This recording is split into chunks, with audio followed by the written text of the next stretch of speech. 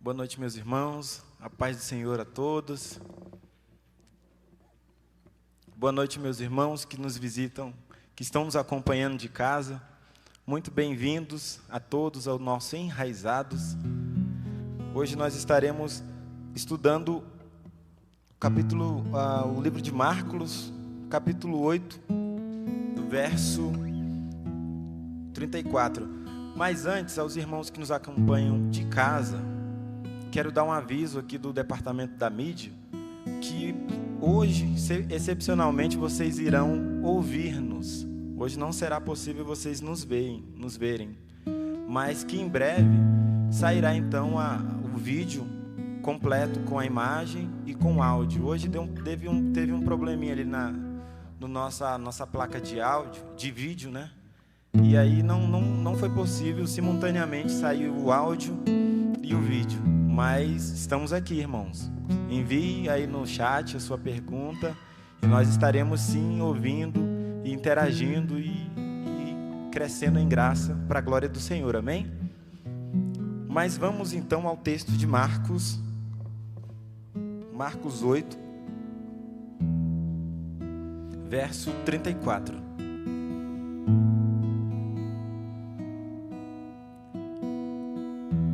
Marcos 8, verso 34. Todos acharam? Diz assim: Então ele chamou a multidão e os discípulos e disse: Se alguém quiser acompanhar-me, negue-se a si mesmo, tome a sua cruz e siga-me. Assim como estamos, vamos orar ao Senhor. Pai,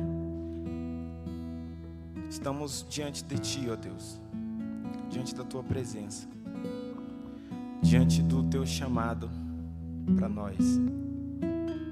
Ensina-nos, Senhor, a corresponder, ó Pai, da melhor maneira, da maneira que o Senhor quer, na qual nós venhamos responder, ó Deus, em obediência, em amor, em confiança, em rendição ao Teu, meu Deus, a Sua ordenança. Ensina-nos, ó Deus, a ter o coração segundo o Teu, ó Deus. Abre a nossa mente, abre o nosso coração. Prepara, ó Deus, tudo que somos, tudo que temos, para então, ó Deus, Te glorificar. Para então, ó Deus, perceber a glória que é Te servir, ó Pai. Que a Sua graça esteja conosco durante esse estudo.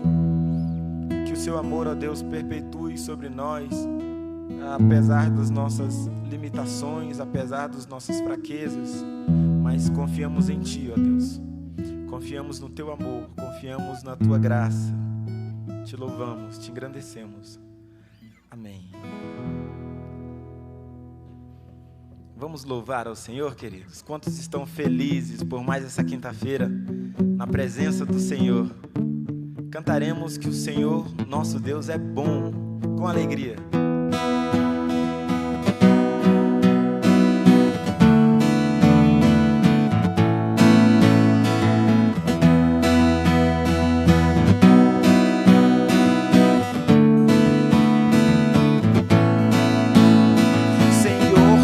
És bom, tua misericórdia é para sempre. Senhor, tu és bom, tua misericórdia é para sempre. Todos os povos te exaltarão, de geração em geração te adorarão.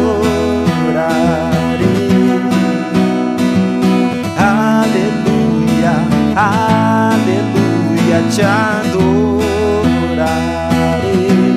por tudo que és, te adorarei. Aleluia, aleluia, te adorarei por tudo que és. O nosso Deus é bom.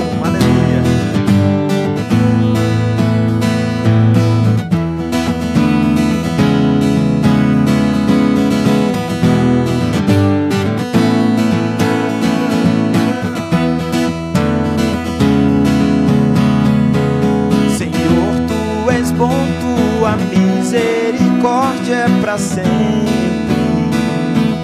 Te adoramos, Senhor. Senhor, tu és bom, tua misericórdia é para sempre. Todos os povos te exaltarão, de geração em geração te adorarei. Aleluia, aleluia, te adorarei por tudo que és. Erga suas mãos comigo ao Senhor, te adorarei. Aleluia, aleluia, te adorarei por tudo que és, por tudo que és, por tudo que és. Deus é bom.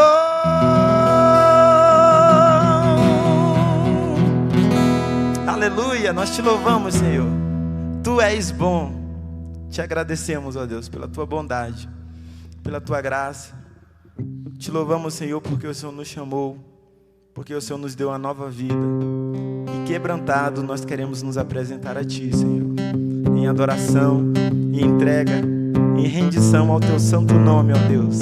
Aleluias. Você que trouxe o seu dízimo, a sua oferta, fique à vontade nesse momento. E, irmãos, vocês que estão em casa, no canto da tela também vai sair o número da nossa conta, onde você também poderá fazer o depósito por aí ou pelo aplicativo, amém?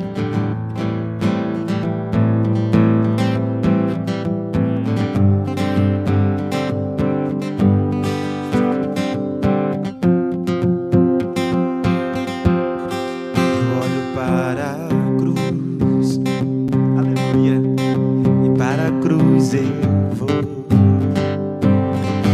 seu sofrer participar, da sua obra vou cantar, todos juntos. Meu Salvador na cruz mostrou o amor do Pai, do justo Deus.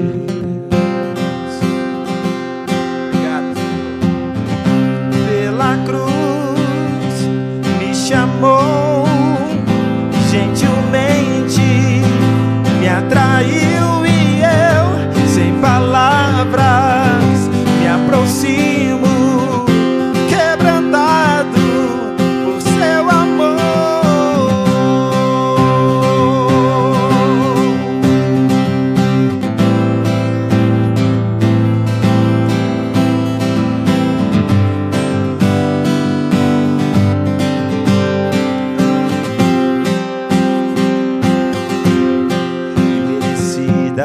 Vida, obrigado, Senhor, de graça recebi, por tua cruz, da morte me livrou, aleluia, trouxe minha vida, e eu estava condenado, mas agora pela cruz eu fui reconciliado.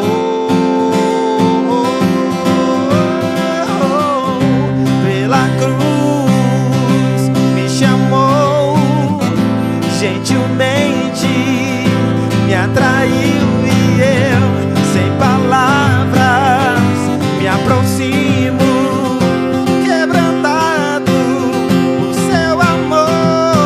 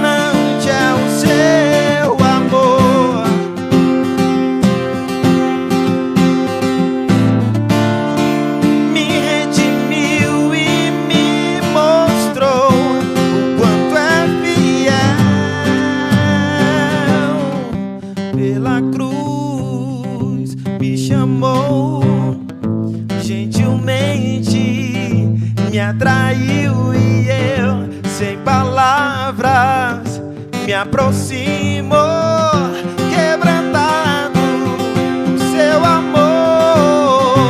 Pela cruz me chamou, gentilmente me atraiu e eu, sem palavras, me aproximo, quebrantado por seu amor.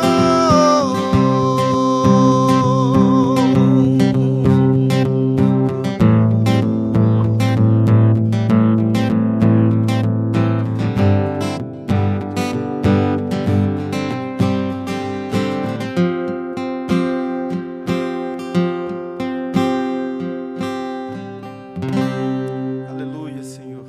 Glórias ao teu nome, Jesus. Obrigado. Muito obrigado, Senhor. Estenda suas mãos para cá. Vamos agradecer pelos dízimos e ofertas. Senhor, nós te louvamos. Te agradecemos, ó Deus, porque o Senhor primeiro nos deu e agora temos a honra, Deus, o privilégio de trazer de volta o que é teu, ó Pai. Ensina-nos, ó Deus, a sermos fiéis mordomos a tudo que o Senhor colocar nas nossas mãos, ó Pai.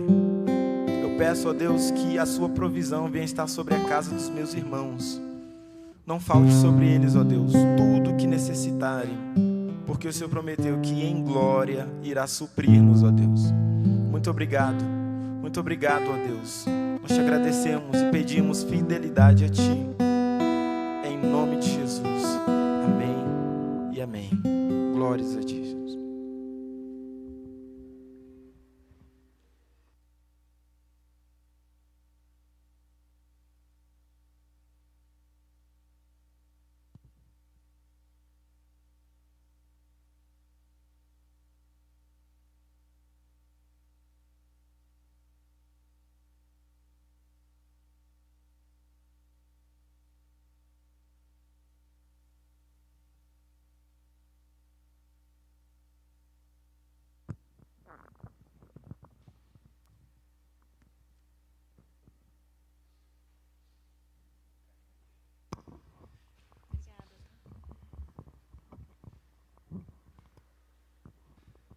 A paz do Senhor, amados, boa noite a todos nós que estamos aqui presentes nessa noite de estudo Enraizados e aos irmãos que estão nos ouvindo aí em casa.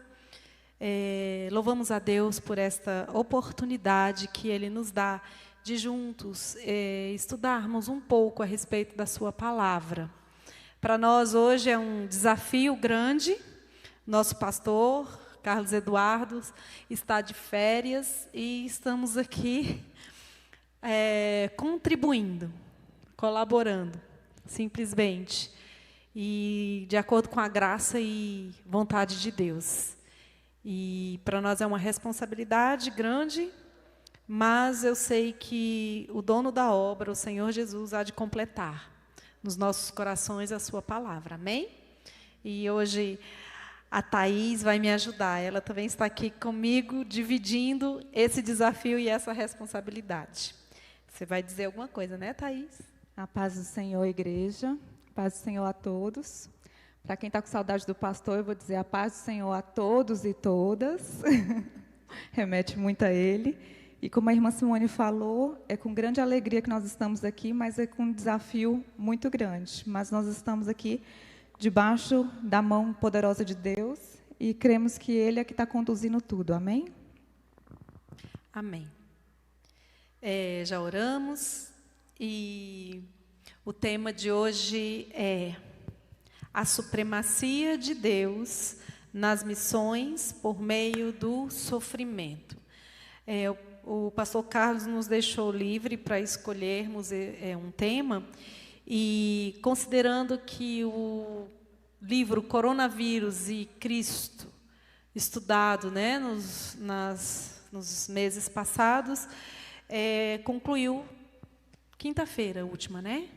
Então, nós aproveitamos um dos das partes que ele tratou no último capítulo, que trata justamente dessa questão dos propósitos de Deus nas provas, nas lutas e nos sofrimentos, para que ele realize a sua missão. E aí eu destaquei, aqui eu vou relembrar para os irmãos deste parágrafo que diz assim: Jesus havia instruído os seus discípulos a levar o evangelho a todo o mundo, incluindo Jerusalém, toda a Judéia e Samaria e até os confins da terra. Mas, na época de Atos 8, parece que a missão estava estagnada em Jerusalém. O que seria necessário para levar a igreja a missões? Foi necessário a morte de Estevão e uma consequente perseguição. Assim que Estevão foi martirizado, lá em Atos 7,60, uma perseguição eclodiu. Foi assim que Deus colocou o seu povo em movimento, com martírio e perseguição. Finalmente, Judéia e Samaria estavam ouvindo o evangelho. Os caminhos de Deus não são os nossos, mas é certa. Jesus disse isso, e sua palavra não pode falhar. Eu edificarei a minha igreja, e as portas do inferno não prevalecerão contra ela. Mateus 16, 18. E será pregado esse evangelho do reino por todo o mundo, para testemunho a todas as nações. Mateus 24, 14. Não pode ser pregado, mas será pregado. Então, nesse trecho escrito por John Piper, nós podemos ver que o início da igreja, os nossos irmãos da igreja primitiva, eles foram impulsionados pela dor, pelo sofrimento, pelo martírio, pela perseguição, para que a missão de Deus fosse realizada na terra. Deus, ele tem uma missão. E ele implantou no coração da igreja essa identidade missionária.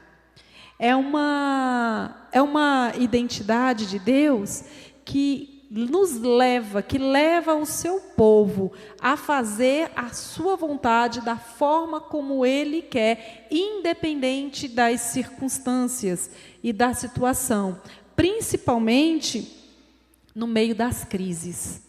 Nós vemos que no início da igreja cristã, havia aquela crise da perseguição dos crentes, dos evangélicos naquela época, dos nossos irmãos. Se não houvesse aquela perseguição, eles estariam bem acomodados nas suas casas ou na sua comunidade, simplesmente usufruindo da vontade, do amor e da vontade do Senhor. Mas foi necessário que aquela perseguição acontecesse. E acontecendo aquela perseguição, eles começaram a sair, se deslocar, se movimentar, e o certo é que, com esse movimento, através da dor e da perseguição, o Evangelho chegou até nós. Mais tarde, nós vemos o movimento da reforma, quando grandes reformadores do Senhor, grandes reformadores, foram também sacrificados e mortos por defender as verdades da palavra de Deus, por defender o Evangelho. Mas isso era também plano do Senhor, para que a sua palavra se permanecesse íntegra e que não fossem desviados os propósitos de Deus escritos na sua palavra. E assim também, por causa dos reformadores que encararam também os desafios e a morte, hoje nós estamos aqui. Então, o nosso Deus, ele tem os seus planos. Thaís, me ajuda? É interessante isso que a irmã Simone falou sobre as crises nos impulsionar, né? E o interessante é que eu já tinha sido convidada para o Enraizados, para estar aqui. E eu covardemente neguei. E eu falei com o pastor Carlos que eu não estava preparada para estar diante das câmeras, para falar para a igreja e tudo. Mas essas crises nos levam a falar do Evangelho de Cristo do modo que nós temos ali naquele momento. E hoje, diante da crise, o que nós temos é a internet a nosso favor, né? E nós não devemos nos acovardar diante disso. E aí a irmã Simone me chamou e eu vim. E o interessante é que o tema que ela propôs foi complementando o tema da semana passada e falando sobre esse sofrimento. E no Mulher Única, ontem, nós falamos sobre mitos do casamento.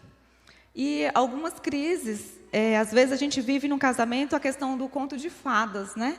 A gente acha que o felizes para sempre vai ser assim, e que no casamento nós não vamos ter sofrimento. E falou muito sobre a questão do sofrimento. E eu falei com a irmã Simone, o tema casou perfeitamente.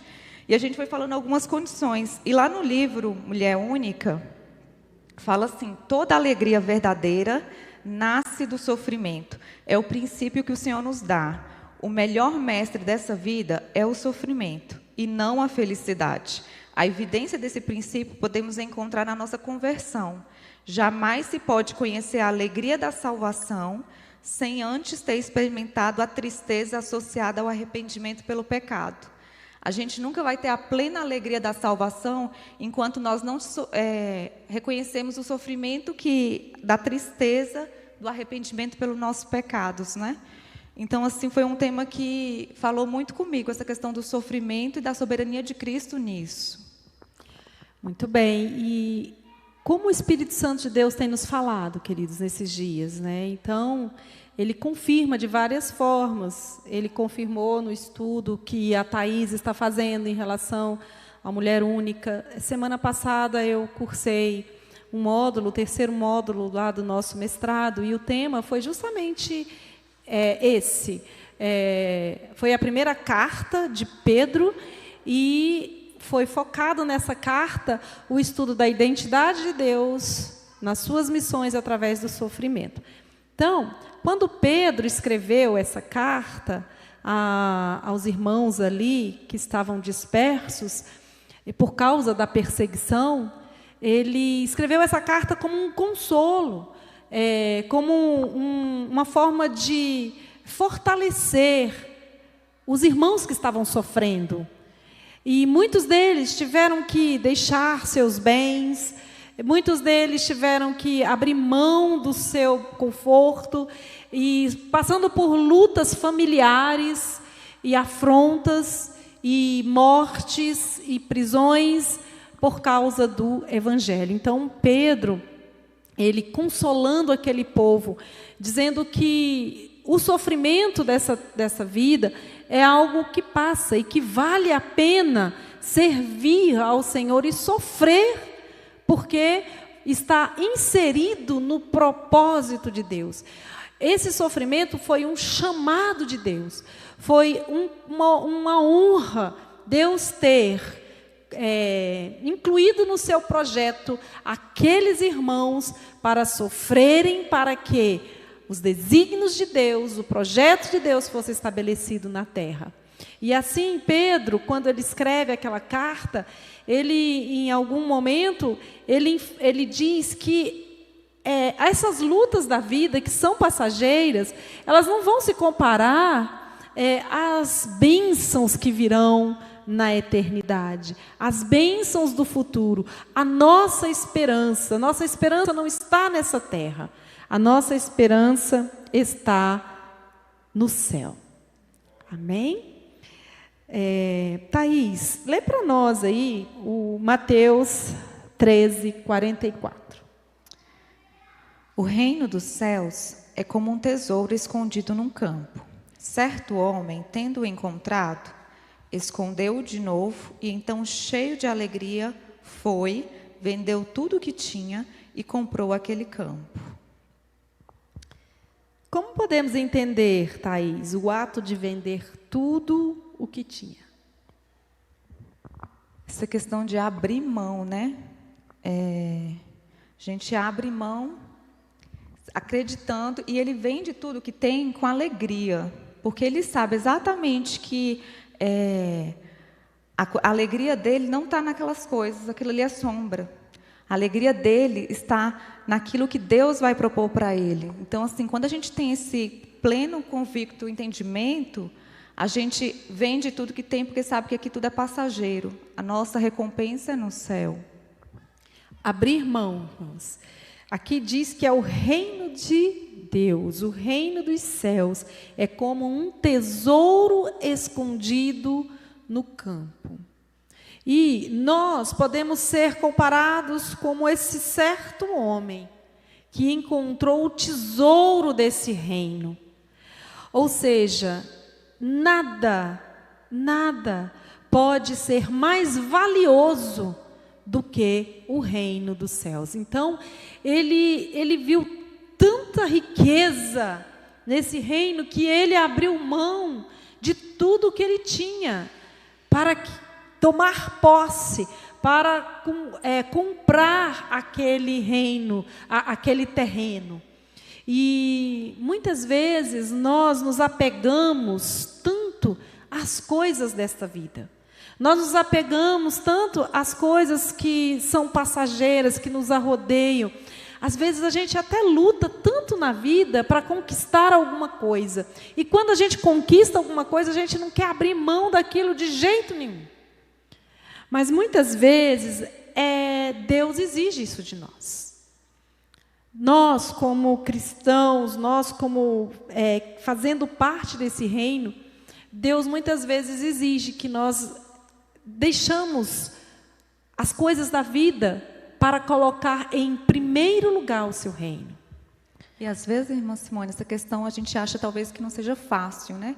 Mas quando a gente entende que abrir mão disso, que isso aqui é tão passageiro, que isso é tão momentâneo, começa a se tornar fácil, porque a gente tem o entendimento de que isso, diante das coisas do porvir, da missão que Deus tem para nós, é muito pequeno. Às vezes a gente se apega com coisas mundanas porque a nossa carne pede isso. Às vezes a gente quer conquistar as coisas, quer conquistar isso. Mas quando a gente tem o entendimento de que isso é pequeno, eles se alegravam em deixar tudo isso para trás, vender tudo o que tem e comprar aquele tesouro, porque eles entenderam qual é o verdadeiro tesouro. Quando a gente tem esse entendimento, compreende isso, se torna fácil. Às vezes a gente acha difícil, mas quando o entendimento vem na nossa mente, se torna fácil e prazeroso, né? Amém. Aproveita aí, Thaís, e leia, por exemplo, a história de Henry Martin com relação ao que ele abriu mão para o reino de Deus. Henry Martin submeteu-se a Deus. Nasceu na Inglaterra em 18 de fevereiro de 1781. Seu pai, um homem de posses, o enviou a uma escola de artes em Cambridge, acho que é assim, quando ele tinha 16 anos. 4 anos depois, recebeu a mais alta distinção em matemática e o primeiro prêmio em composição latina em prosa. Ele tinha voltado as costas para Deus e, durante os dias de realizações acadêmicas, tornou-se desiludido com seus sonhos. Alcancei meus maiores anseios, mas fiquei surpreso ao descobrir que conquistei uma sombra. A morte de seu pai, as orações de sua irmã e os conselhos de um pastor o levaram a dobrar os joelhos em submissão a Deus. Em 1802, resolveu abandonar a vida acadêmica e a comodidade, tornando-se um missionário.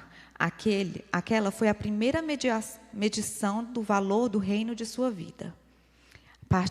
Partiu para a Índia em 1806. Durante a viagem no barco, afirmou: acho difícil compreender as coisas divinas. Eu estava mais sujeita aos anseios mundanos do que nos últimos 2 anos. O enjoo no barco e o seu cheiro fizeram-me sentir realmente miserável. E a perspectiva de deixar todos os confortos e a comunhão dos santos na Inglaterra para aventurar-me numa terra desconhecida e suportar doenças e misérias com homens incrédulos por tantos meses pesaram muito em meu espírito. Na Índia, foi capelão e tradutor. Em 2 anos, traduziu comentários sobre as parábolas e todo o Novo Testamento para a língua hindustânia. A vida de Henry Martin se resumiu em uma constante guerra da alma, e não uma vida de calma ininterrupta. Havia uma história de amor por Lydia Grenfell, que ele havia deixado na Inglaterra.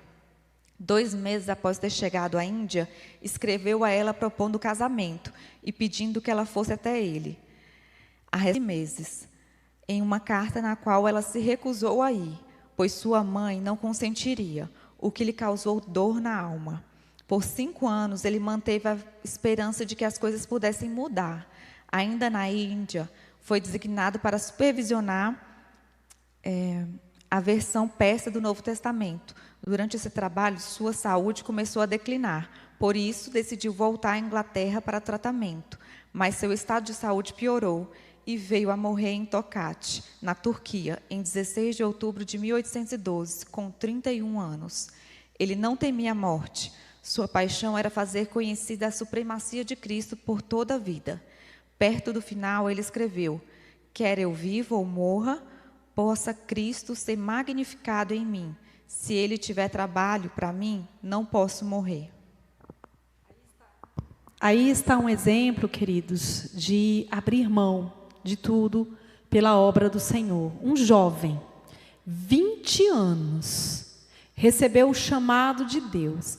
E eu quero destacar aqui 3 fatos na história dele. Primeiro, que ele era filho de uma família rica, né? E ele tinha todo um futuro de sucesso pela frente. Ele tinha dons e talentos, ele tinha muita capacidade. E os pais dele investindo nele, nessa carreira, uma carreira promissora. Mas ele resolveu, primeiramente, ouvir o chamado de Deus e abrir mão de seu sucesso, de sua carreira, de sua riqueza. E ele não abriu mão para algo simples. A segunda coisa é que ele abriu mão disso tudo para ir para um lugar distante, um lugar na Índia, um lugar de carência, um lugar onde ele não conhecia ninguém, um lugar super desconhecido, e ali ele foi fazer a obra. Eu fico imaginando esses jovens de hoje, né? 20 anos, a idade do meu filho. Eu fico olhando assim, Jesus, como é que Deus capacita uma pessoa nessa forma, dessa idade, para fazer a sua obra? E ali, num segundo aspecto, ele sofreu para poder fazer as traduções do Novo Testamento, e até mesmo questões sentimentais, em que era um jovem, esperava casar, esperava ter uma família, ter filhos. E até a jovem com quem ele namorava abandonou ele, né, por conta da orientação da mãe. A mãe não quis que a jovem fosse para casar com ele. Então, ele ali perdeu a pessoa que ele amava. E, mesmo assim, ele não desistiu. Ele continuou lá e sofrendo até enfermidades. Nós vimos que, independente da enfermidade, ele persistiu naquela obra. E no final da sua vida, ele não temia a morte. Quer viva ou morra, possa Cristo ser magnificado em mim. Se ele ainda tiver trabalho para mim, eu não posso morrer. Então, ele estava dizendo que enquanto vivesse, iria se dedicar ao trabalho do reino. E aos 31 anos o Senhor o levou, bem jovem, mas ele deixou ali um legado muito grande pela sua dedicação e entrega total ao Senhor. E tanto é que está registrado aqui para testemunho hoje, nesta noite. E é isso que Deus quer de nós. Thaís, e ele disse uma frase assim: alcancei meus maiores anseios, mas fiquei surpreso ao descobrir que conquistei uma sombra. O que ele quis dizer com isso? O que você entende? Essa questão da sombra, o pastor já até falou aqui, né? Um versículo que tem, deixa eu abrir aqui, é Colossenses.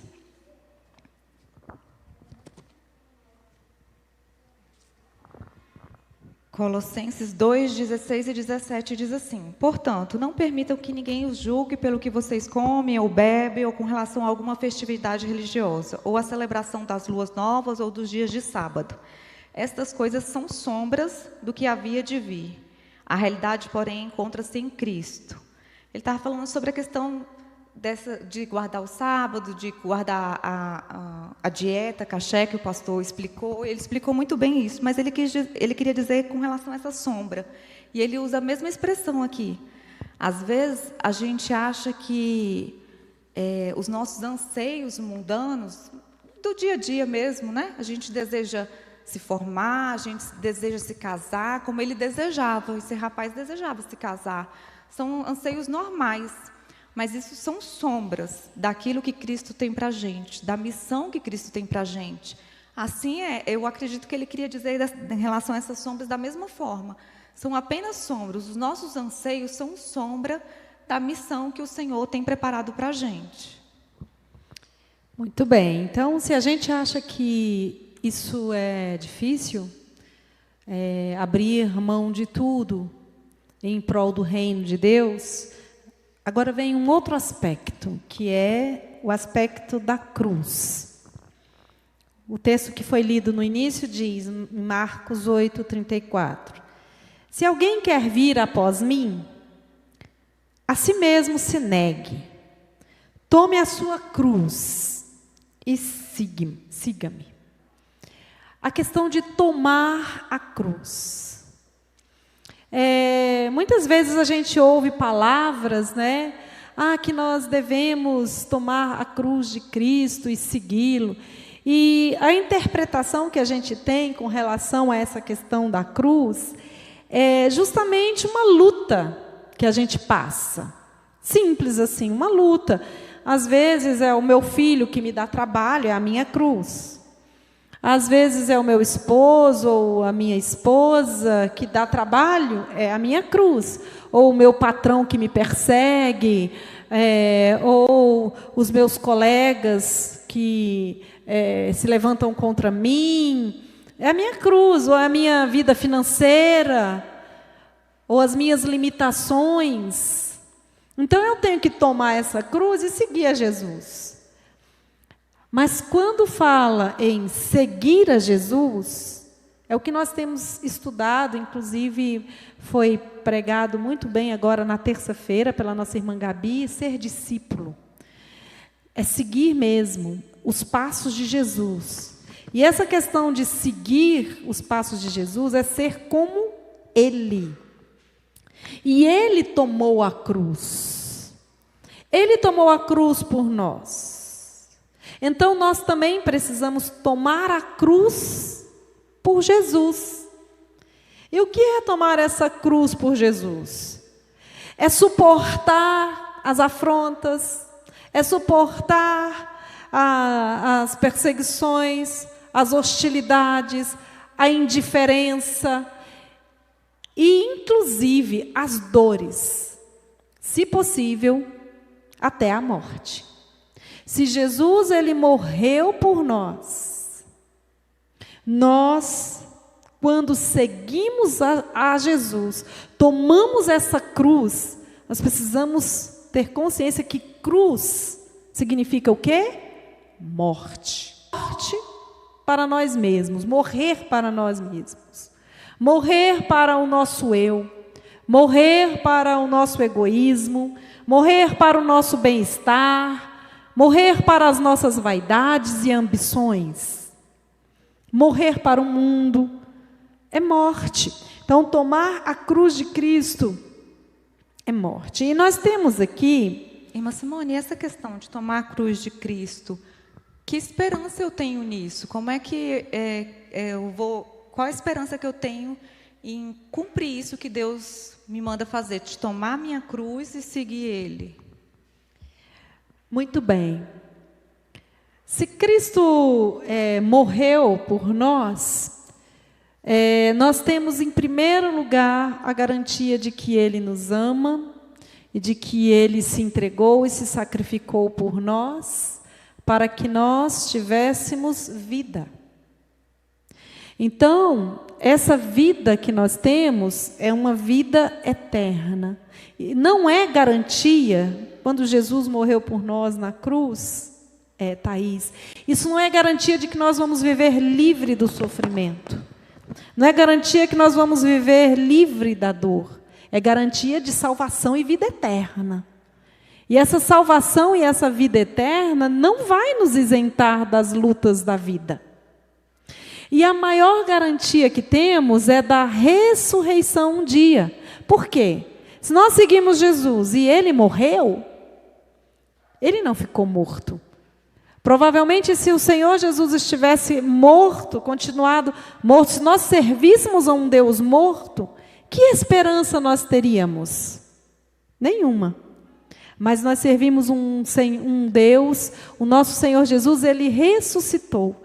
E assim nós temos também essa esperança de que, seguindo os passos de Jesus, morrendo com Ele também um dia ressuscitaremos para a vida eterna. Gente, é isso que a gente tem que crer. Nós não podemos crer simplesmente nas coisas da vida, que são ilusórias, passageiras. E qual é a esperança que nós temos, né? Ao tomar essa decisão, como a Thaís perguntou, de tomar a cruz de Cristo, é que um dia nós vamos ressuscitar com Ele. Thaís, você acha que os cristãos de hoje passam por sofrimentos por amor ao Evangelho? Eu acredito que passa. Todos nós vamos passar, né? Os cristãos passaram por sofrimentos no passado, nós passamos por sofrimentos comuns e no futuro também os cristãos irão passar por sofrimento. Só que eu destaco o seguinte, que hoje em dia parece que nos é pregado, nos é falado que cristão não pode sofrer, que se ele sofrer é por falta de fé. Se você está doente é porque você não tem fé pela sua cura. Se você está sofrendo no seu casamento, porque você não tem fé, você tem que determinar. E às vezes nos é pregado isso, de uma vida sem sofrimento, nos é falado de um evangelho muito barato, né? De que não, a gente não pode sofrer, cristão não pode sofrer. É uma vida muito boa. E às vezes quando a pessoa se converte, chega aqui e fala, nossa, mas eu continuo sofrendo. E aí fala, não, então me enganaram, mentiram para mim, esse evangelho aí não existe. Porque falam de um evangelho que não existe, que a Bíblia não nos ensina assim. Né? Então, assim, eu acredito que muitas pessoas pensam que ser cristão é ter uma vida muito boa. Não vou sofrer mais, não vou ter problema financeiro, não vou ter problema no meu casamento, vai ser um mar de rosas. Me convertir vai se tornar um mar de rosas. E não é bem assim, todos nós passamos por sofrimentos. Verdade. Inclusive, eu quero até aproveitar a experiência da Thaís com relação ao curso, que lá no curso Mulher Única, nessa parte do casamento, diz que muitas vezes nós somos iludidos com uma falsa ideia de que no casamento nós somos a princesinha, né, da forma como os nossos pais nos criam, né?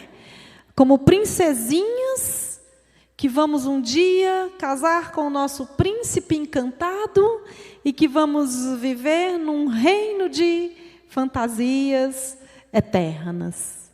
E que, na verdade, não é nada disso, né? Não existe nem princesinha, não existe príncipe, né? Existe realmente muita hostilidade, nós sabemos disso. E quando a gente encara essas hostilidades no casamento, por exemplo, que decepção. Né? E aí é que entram os maiores problemas. É quando esses conflitos nos levam a degladiar com a verdade, a fim de não aceitar o que está acontecendo, a fim de não aceitar aquela prova, aquela luta, aquela dificuldade, aquele conflito, e muitos até caem fora. Chega nessa hora, estou fora.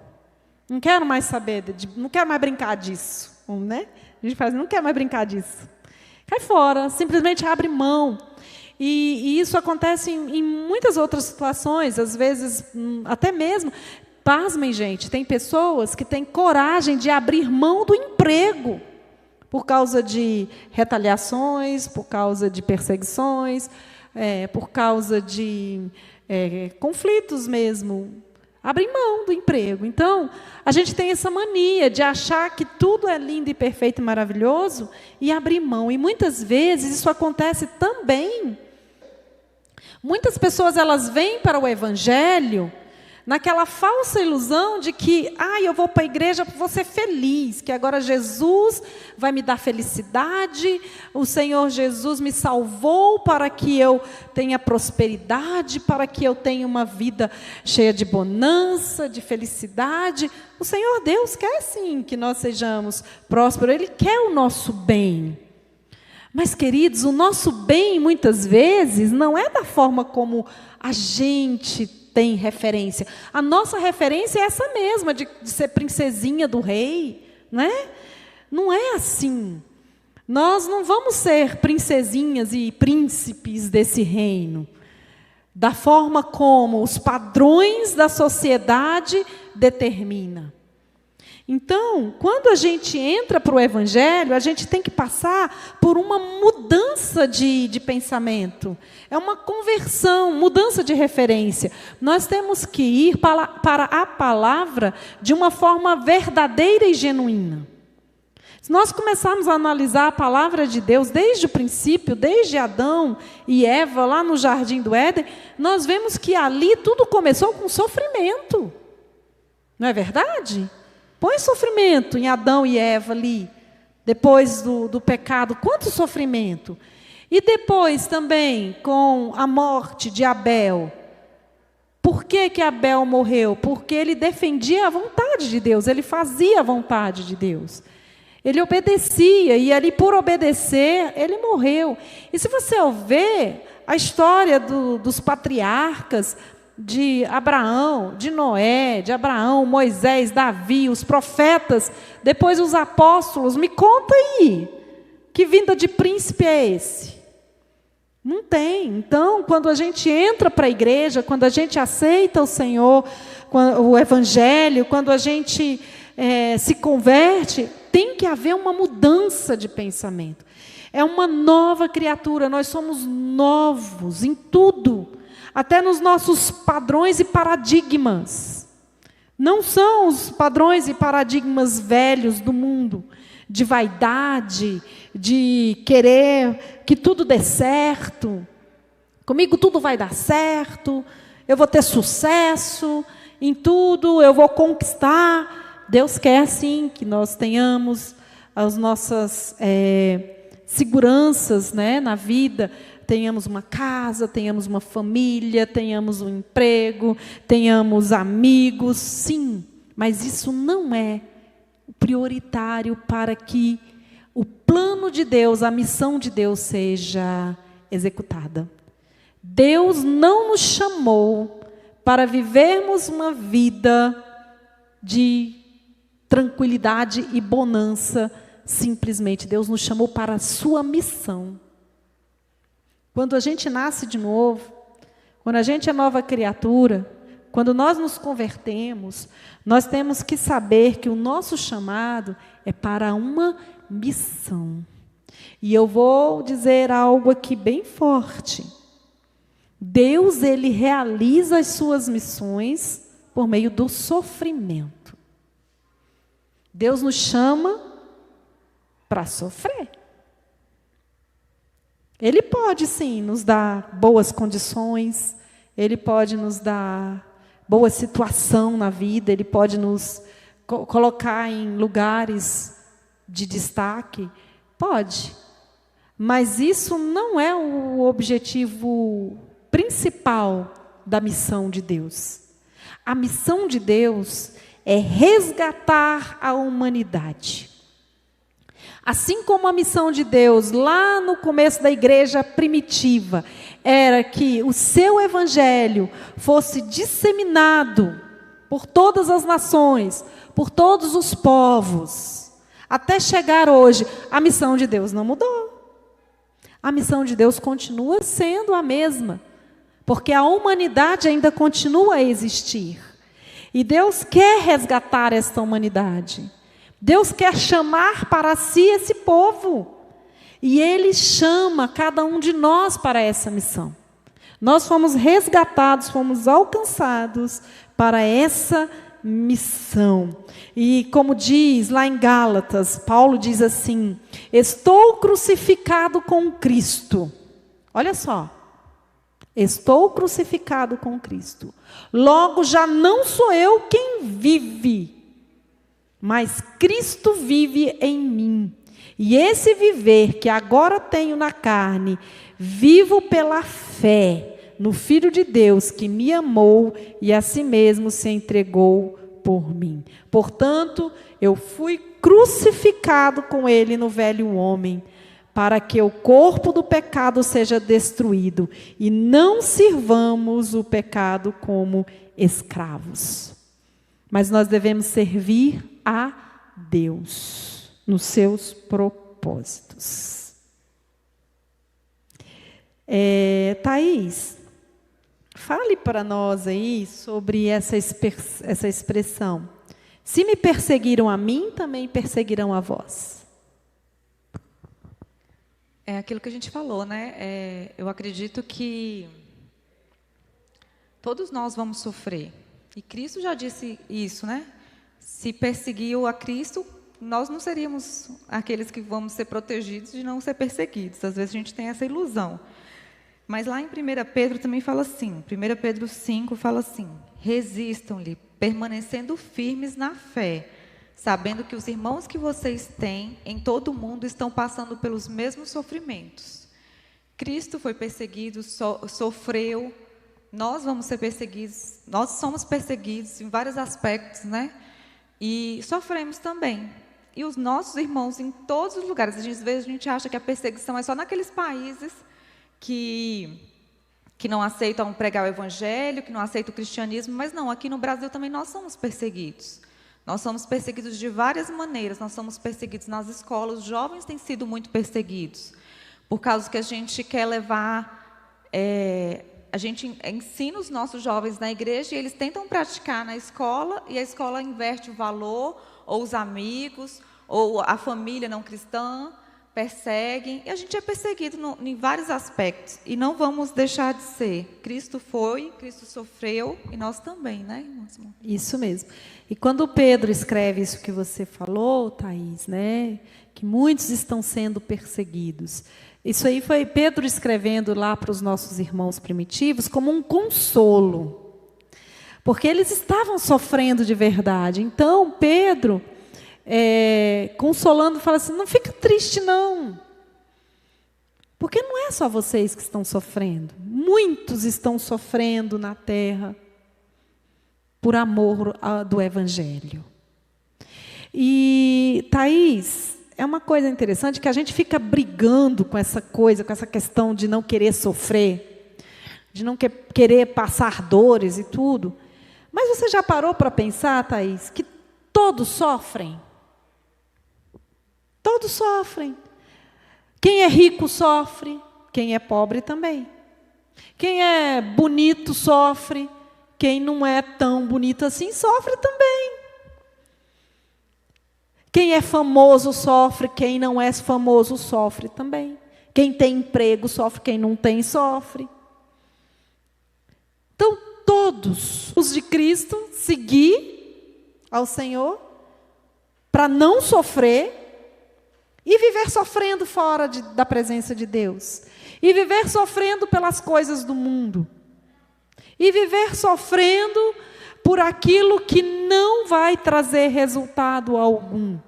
Viver sofrendo por uma ilusão. Quando aqueles primeiros cristãos, eles foram chamados por Deus para sofrer, sabe o que eles consideravam? Eles consideravam uma honra.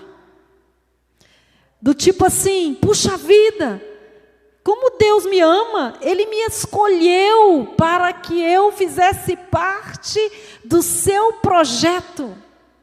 Ele me escolheu para que eu fizesse parte da sua missão. Queridos, como é honroso Como é lindo, como é tremendo nós pensarmos por esse novo prisma, por essa nova ótica. É porque a gente não pensa assim.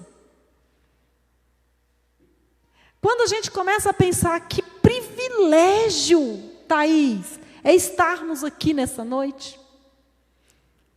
Que privilégio.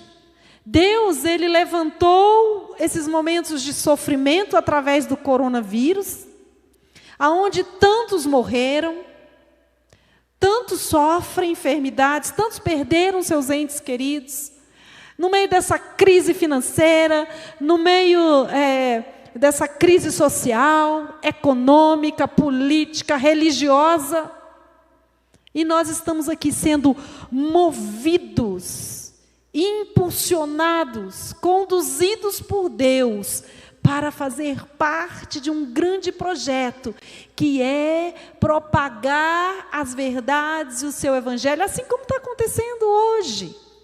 Não sei como é que está a transmissão aí hoje, mas o propósito é que esta palavra alcance muitos lugares. Como tem pessoas de longe ouvindo essas palavras que saem daqui. Isso é honra. Isso é um privilégio muito grande. E vale a pena qualquer sofrimento. Vale a pena, sim, eu vou dar a oportunidade. E vale a pena nós sairmos do nosso comodismo, do nosso conforto, do nosso bem-estar e fazer parte dessa missão. Vale ou não vale? Irmão Abraão, quer a oportunidade? Alguém pode passar para ele lá o microfone? Já está aqui. Ok. Irmã Simone, eu penso que o sofrimento do cristão para o outro cristão serve como se fosse uma semente que ajuda a plantar no outro a fé e a perseverança, talvez até para um momento oportuno ou não, porque existem na nossa vida é muito dinâmica, né? E de vez em quando eu estou passando por alguma tribulação, alguma provação, eu vou fazer como, acho que é Paulo, é o salmista, que diz para nós olharmos para aquilo que nos traz esperança, né? Ele fala para nós olhar para o passado e ver aquilo que traz esperança. E geralmente eu me utilizo de testemunhos de fé, de quem passou por privação e por provação e conseguiu em Cristo. E eu sou muito edificado por isso.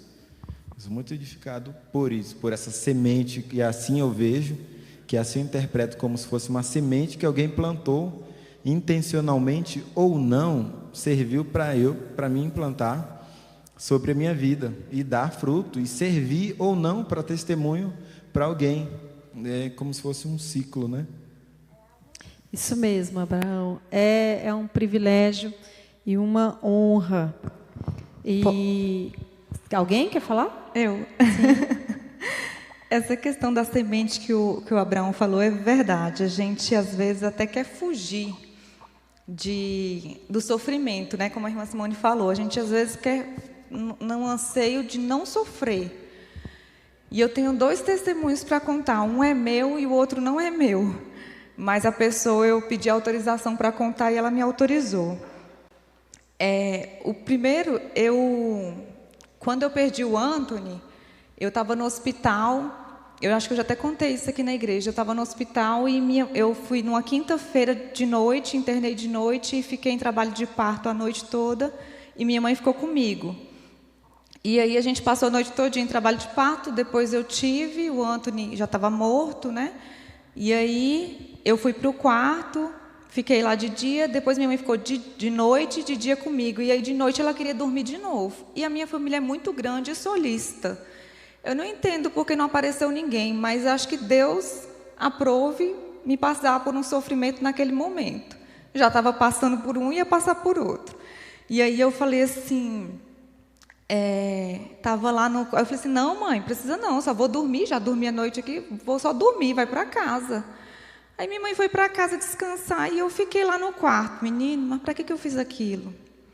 Me deu uma tristeza tão grande, e as pessoas que estavam no quarto comigo, que geralmente eles colocam para não ter pessoas no quarto, mas nesse dia estava lotado e não tinha como.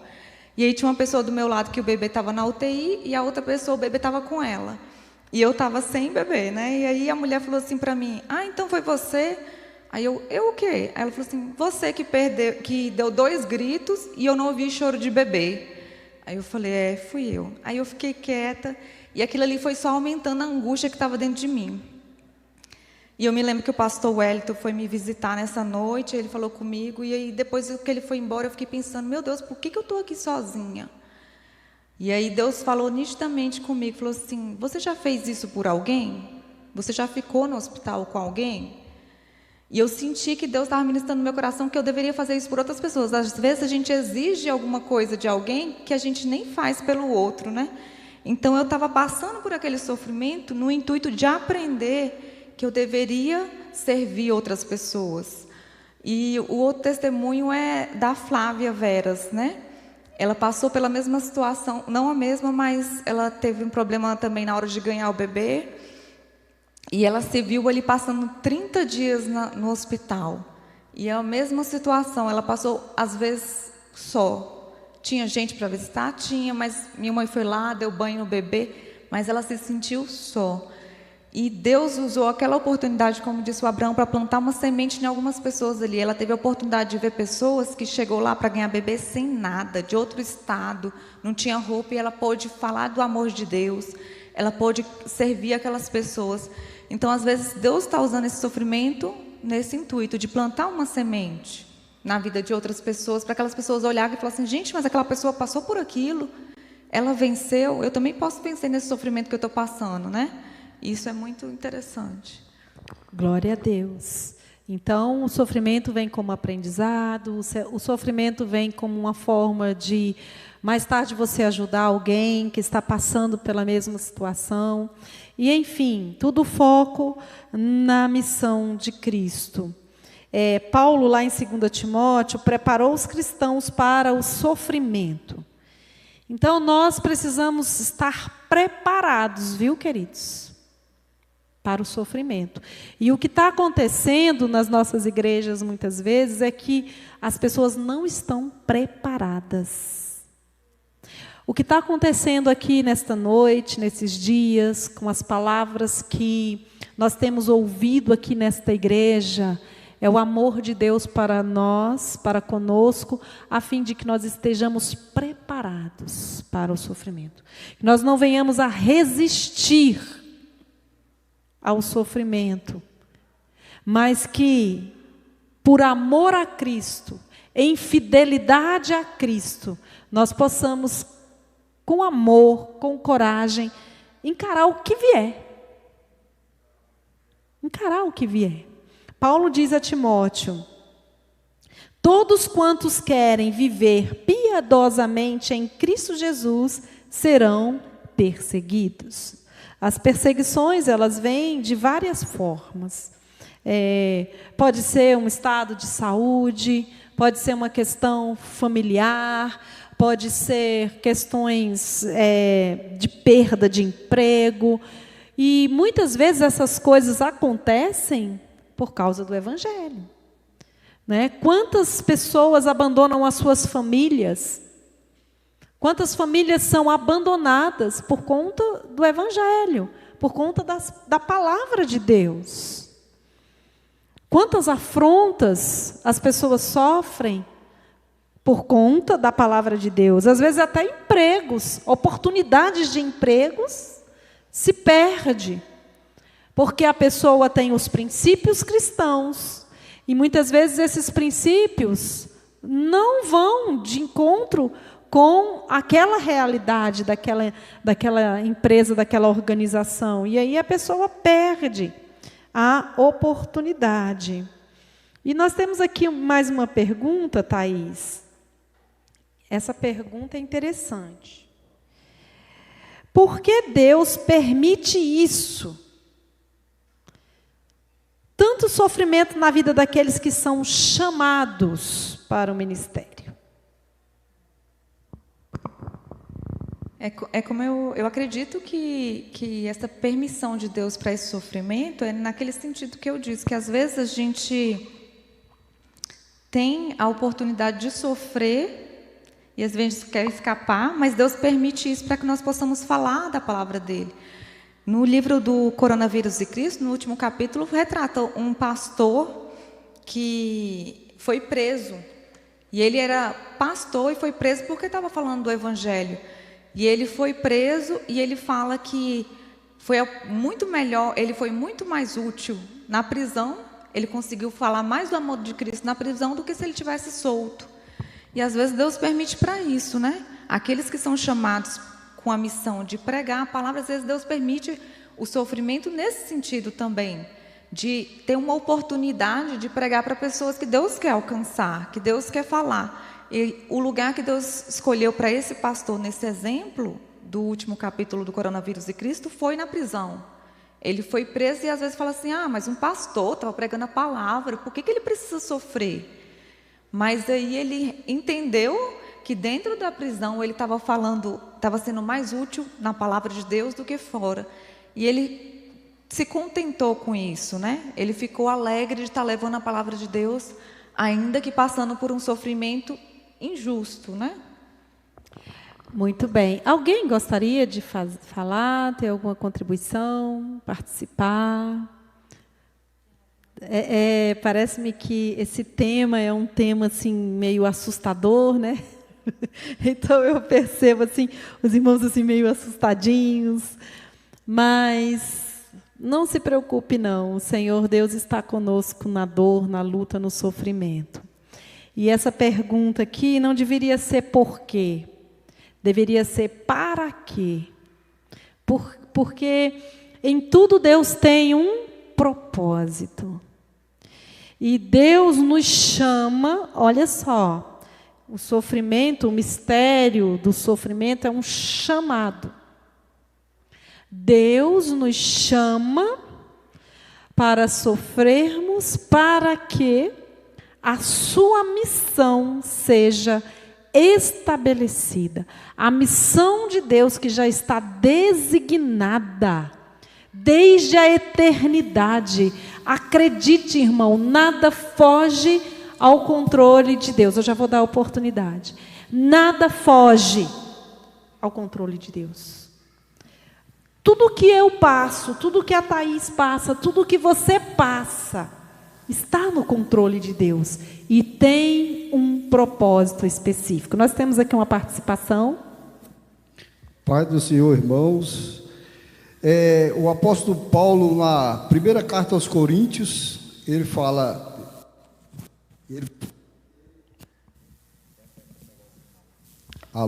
ele fala desse sofrimento.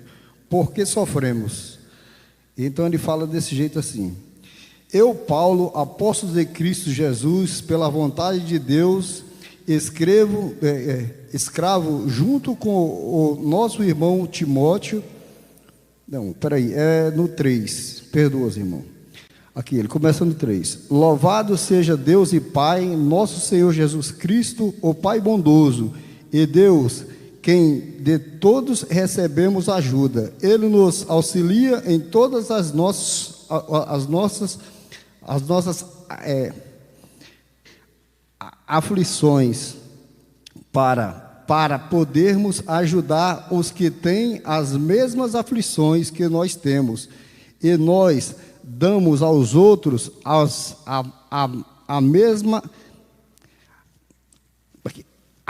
ajuda que recebemos de Deus, porque assim como tomamos parte dos muitos sofrimentos de Cristo, assim também por meio dele participamos da sua grande ajuda. Se sofremos é para que vocês recebam ajuda, ajuda e salvação. Se somos ajudados, então vocês também são e receberão forças para suportar com paciência os mesmos sofrimentos que nós suportamos. Desse modo, a esperança que temos em vocês é esta: estar firme, pois sabemos que assim como vocês tomam parte do nosso sofrimento, assim também recebemos a ajuda que Deus dá. Desculpa, irmãos, que eu estou meio gago, estou com um pouco de vergonha. Muito obrigada, irmão Ivan, pela sua participação. Então, aí está um para quê, né, do sofrimento que Paulo registrou, para que todos os irmãos fossem alcançados pelo sofrimento dele, para que aquele sofrimento alcançasse e ajudasse aqueles irmãos. Tiago diz: se Deus quiser, você vai viver, fazer isso ou aquilo, se Deus quiser. Então, tudo faz parte da vontade e do plano de Deus para um propósito. E para encerrar aqui, nós vamos listar aqui alguns propósitos para os quais nós podemos ser chamados por Deus para sofrer. Um dos propósitos aqui é para nos aperfeiçoarmos na fé e na santidade. Vocês já pararam para pensar nisso? Que muitas vezes o sofrimento, como a Thaís até relatou bem aqui no início, o sofrimento nos levam a analisarmos a nossa própria vida e nos leva ao arrependimento. Muitas vezes, quando as coisas estão muito bem, nós esquecemos de olhar para as nossas falhas e defeitos e achamos que não é necessário arrepender de nada. E muitas vezes, quando estamos na luta e na dor, nós olhamos para nós mesmos e vemos o tanto que nós precisamos nos consertar diante de Deus. Então, muitas vezes, o sofrimento nos leva à santificação e aperfeiçoamento na fé. Bom, uma outra finalidade, um outro propósito do sofrimento é para desenvolver a nossa paciência e esperança da glória de Deus. Vocês sabiam que Deus é glorificado no nosso sofrimento? Deus é glorificado.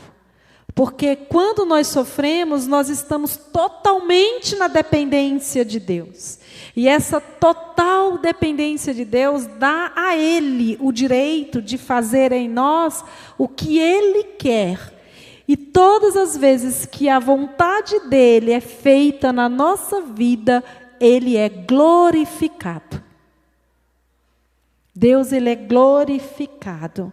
Então, por isso que nós precisamos desenvolver a nossa paciência, a nossa fé, a nossa perseverança e a nossa esperança. Muitas vezes Deus usa o nosso sofrimento para despertar outros, para testemunho. E muitas vezes as outras pessoas, elas olham para nós e pensam assim: puxa vida, eu não passo nada. E assim somos nós, queridos. Se nós começarmos a analisar o testemunho e a vida dos nossos irmãos do passado, olha para você mesmo, olha para mim mesmo. Vamos olhar para nós mesmos. Nós não sofremos nada. Não sofremos nada. Então, isso serve assim para nós olharmos para nós: puxa vida, como eu preciso amadurecer, como eu preciso crescer. Como aquela pessoa que passou tudo aquilo, ela aguentou. Como é que ela suportou aquilo?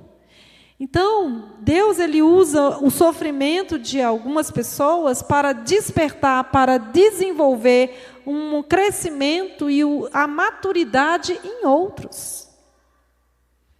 E, enfim, o maior propósito de todos É porque Deus nos usa como instrumentos na mão dele para alcançar a outros, a quem ele quer alcançar. E isso muitas vezes é feito, é alcançado mediante luta. Mediante nós abrirmos mão de nós mesmos e deixar Deus nos usar da forma como Ele quer.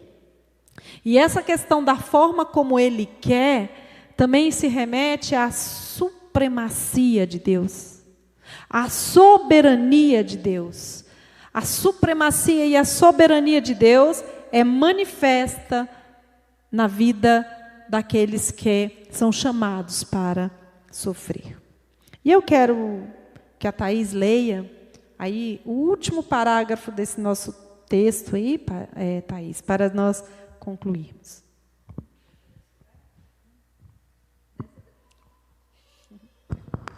Amém. Dessa descoberta, aprendi que o caminho do amor é o caminho da renúncia pessoal, da derradeira alegria. Desprezamos os prazeres fugazes do pecado, da luxúria e da introspecção, a fim de buscar o reino acima de todas as coisas.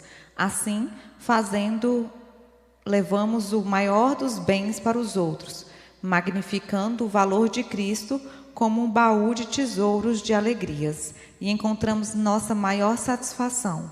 Deus é mais glorificado em nós quando mais nos satisfazemos nele, e a supremacia dessa glória reluz mais avidamente quando a satisfação que temos nele permanece, apesar do sofrimento e da dor na missão de amor. Então, para concluir, nós não vamos deixar essa sensação de que o chamado para sofrer só traz dor. Mas nós precisamos desenvolver esta alegria, mesmo na dor.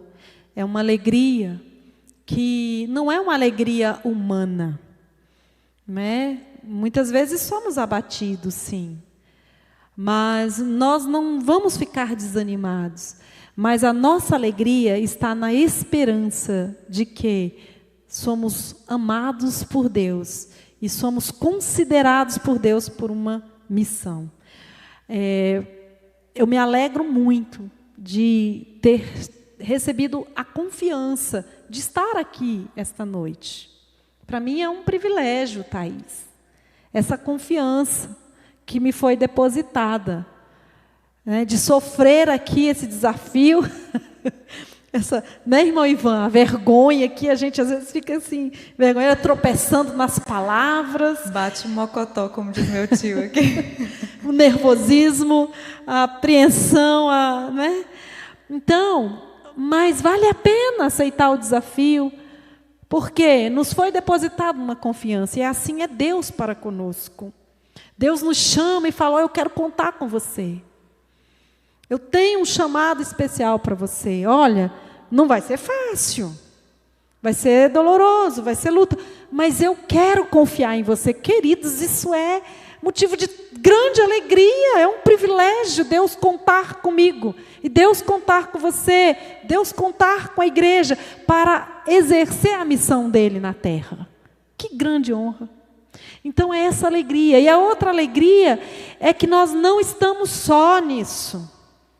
Confesso aos irmãos que antes de subir aqui eu falei: Deus, o Senhor vai comigo. Eu só vou ser instrumento, mas a palavra é sua. É o Senhor que vai à frente. Então essa é a outra alegria, a certeza de que doa o que doer. Soframos o que tivemos que sofrer, mas Deus está conosco.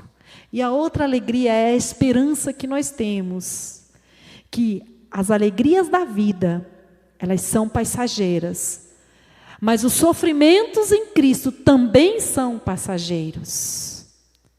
Agora, as alegrias da vida, elas são passageiras e ficam aqui.